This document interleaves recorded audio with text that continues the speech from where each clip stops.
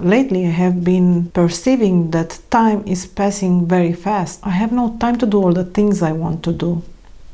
So I went online and I tried to understand what is the cause of it. Is it a supernatural cause? When I look in the mirror, I see a woman older than she is inside. I remember a scene from my first job. I was working for a warehouse. You had to type very fast. We had hundreds of products and we already knew the codes by heart, so it was a very mechanical and very fast process. And one day, a new colleague came into our department. She was around 38 years old. And I remember watching her, feeling sorry for her that she was so slow and she was barely able to type. She could have been also 70 or 80. I already placed her in the category of elderly. Right now, it is as if I blinked and I am her. I didn't feel getting old. It is as if it was a sudden transition. This is one of the instances when it is not useful to ask myself why. It is a question of what do I do about it? I found two pieces of writing of Seneca. It is letter 1 on saving time and letter 49 on shortness of life. And I'm going to do my commentary based on those two letters. Let me start with the first letter. Quote, "Continue to act thus, my dear Lucilius, set yourself free for your own sake. Gather and save your time, which till lately has been forced from you, or flinched away, or has merely slipped from your hands." The problem with time is that we think we own it totally, 100%. This is my time. But imagine standing in line somewhere, waiting for some, paper to be issued. Somebody wants something from you. You are stuck in traffic. You must do things that you don't want to do.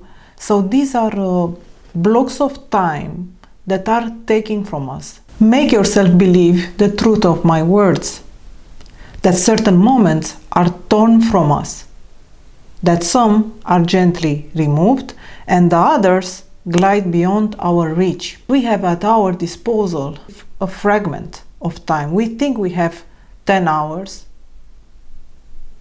to do some things, but in fact, we had to subtract all the times that are torn away from us.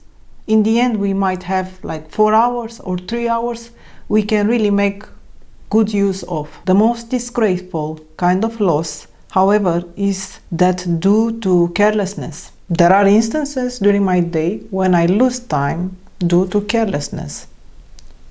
If I spend my day overthinking, addicted to social media, these are instances of carelessness. So I have to ask myself, what portion of my life have I spent doing the things that I wanted to do? When I look back, I would come up with 20% of my time was really allocated for the things I wanted to do.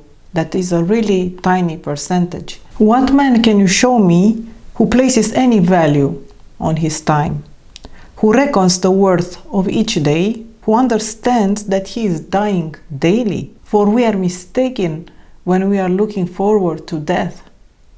The major portion of death has already passed. Therefore, Lucilius, do as you write me that you are doing. Hold every hour in your grasp. And here is the central problem.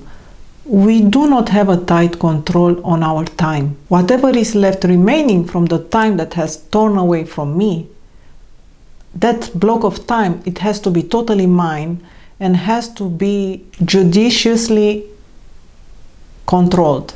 Seneca writes that we have been entrusted with the ownership of time, and the time is so fleeting that anyone can oust us of its possession. At the end of this letter, Seneca confesses that he too is not so good at managing his own time, but at least he can tell the sources of the things that are stealing his time. One thing that we practice intensely during our college years and afterwards in my work life was calculating the net profit.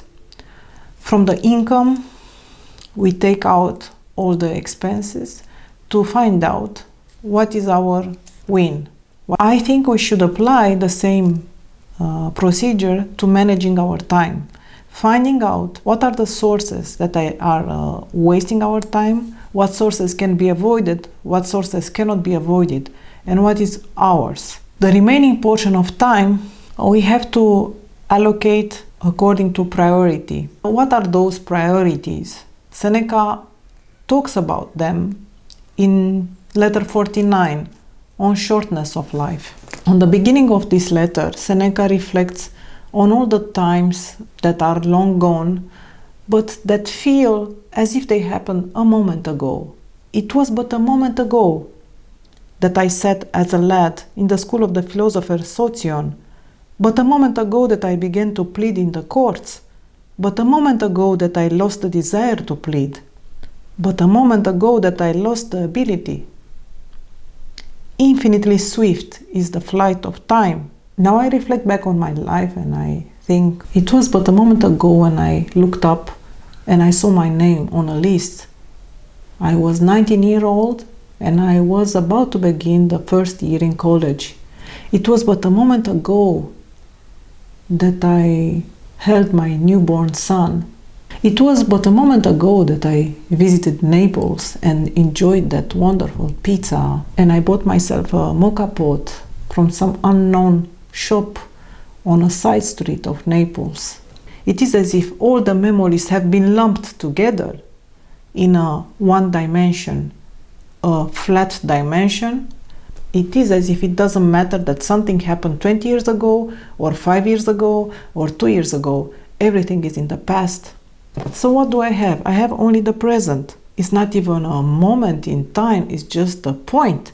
Seneca writes, I am all the more angry that some men claim the major portion of this time for superfluous things, time which, no matter how carefully it is guarded, cannot suffice for every necessary things. I have to look on my life and identify those things that are superfluous. Such a superfluous thing is the empty talk.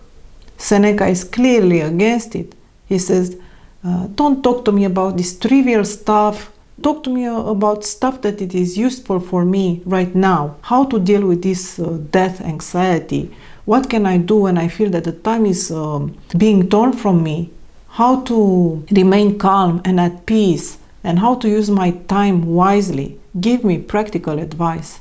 He says, we should not therefore make the language intricate, since there is nothing less fitting for a soul of great endeavor than such crafty cleverness. I gave you the example of Seneca because he is proactive. He talks in a proactive manner. And I made a list and I saw my obligations, things that I need to do, I don't know, running errands, making paperwork, approximately how much time I spent with transport, this and that. So I come up with, let's say, 3 hours. Every day, 3 hours are only mine. What can I do with this block of time? What are my priorities?